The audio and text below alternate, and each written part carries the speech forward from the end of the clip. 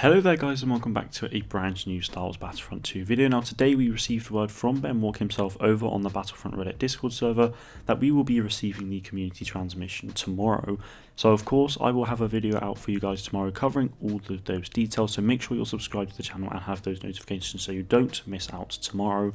But for today I'm going to be going over what we know so far and some of the things that I'd really like to see in this next update. Now, I won't go into too much detail on what we already know because we've been aware of these things for a very long time now, and I've covered them a fair amount in the past anyway. So firstly, we're going to be getting Scarif as a brand new map in the game. Obviously, it's landing pad 13 from Battlefront 2015. That then obviously comes alongside Supremacy for the original trilogy mode as well. That has no ship phase either, if you weren't already aware. We will also be receiving instant action for the original trilogy, as well as new maps for co-op, which is going to be the MC-85, the Resurgent Star Destroyer, and I imagine Scarif will come for the original trilogy as well. The MC-85 and Resurgent will be for the sequel trilogies. Heroes versus Villains will also be receiving some new maps, which of course will probably be Scarif again, and maybe Crate. Now the only reason I say Crate is because that's obviously not been in the mode for over 2 years now since the map's been released, and I know people have been talking about it quite a lot recently, so maybe we'll see that finally arrive. So a second ago I mentioned instant action for the original trilogy, but we will also be receiving a new way to play offline as well. Now many are speculating that this will be offline co-op, and I don't hold my words to that. I personally feel as though it would be better if it was offline GA. However, I think DICE have actually come out and said that it would be very difficult to program the AI to actually pick up the items and actually play the objectives in a way an online player would behave. Now obviously that is a very difficult task, so I think it would be unrealistic to go and see that, but it would be nice if they can overcome that problem in the future. And then there is also the possibility of star card loadouts as well. This, as well as the whole missions thing, was leaked back in the files in February earlier this year. Now obviously just because it's in the files doesn't mean they're actually going to come to the game, but hopefully we can see that feature come this month. Now the final thing we know we will be receiving is obviously hero skins.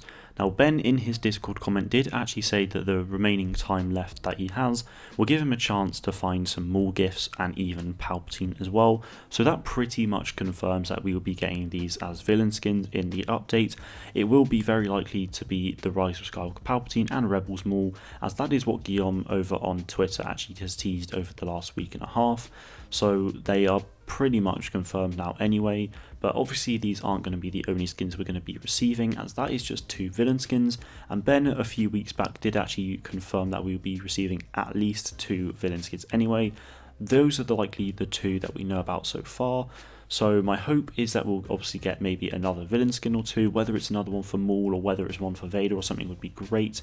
And I'm obviously expecting to see some hero skins as well, of course. Something like Bespin Luke or Pilot Luke would be ideal for me.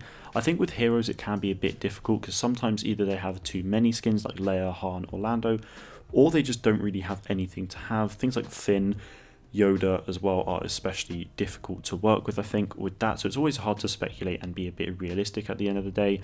Either way, I think I'd be happy with pretty much any skin we would receive. So that's everything we know about so far, so now I'm going to go into a bit of detail on what I personally would like to see come to the game. Now obviously it's Scarif, and it wouldn't really be Scarif without Shore Troopers, so obviously I'd love to see those come to the game, and it is the perfect opportunity for DICE to add some Imperial customization into the game. Finally, I don't really count the officer heads because that's not really that special, but in terms of actual different armor pieces for the Stormtroopers, it would be fantastic. If Shore Troopers don't come in this update, I will be disappointed, quite honestly, and I can imagine a lot of other people will be really questioning the decision and being disappointed with it as well, because it really would be bizarre to not have Shore Troopers with Scarif, so I'm really hoping we do get to see those. Now Imperial customization really is something that I know a lot of people would like to see. I certainly would love to see more Imperial customization on top of Shore Troopers as well. Whether it's in this update or future updates, there really is a lot to work with.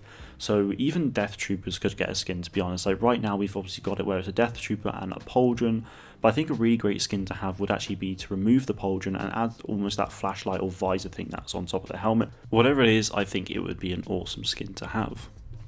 Now this final hope is a little bit unrealistic I think, but some more weapons would obviously be very welcome to the game. I know we had some in the last update and I think they were great, and I'd honestly love to see DICE to keep on going and adding more weapons as the future progresses. Anyway guys, that is it for today's video. Let me know what you'd like to see in this update in the comments below. Thank you all very much for watching, and may the force be with you always.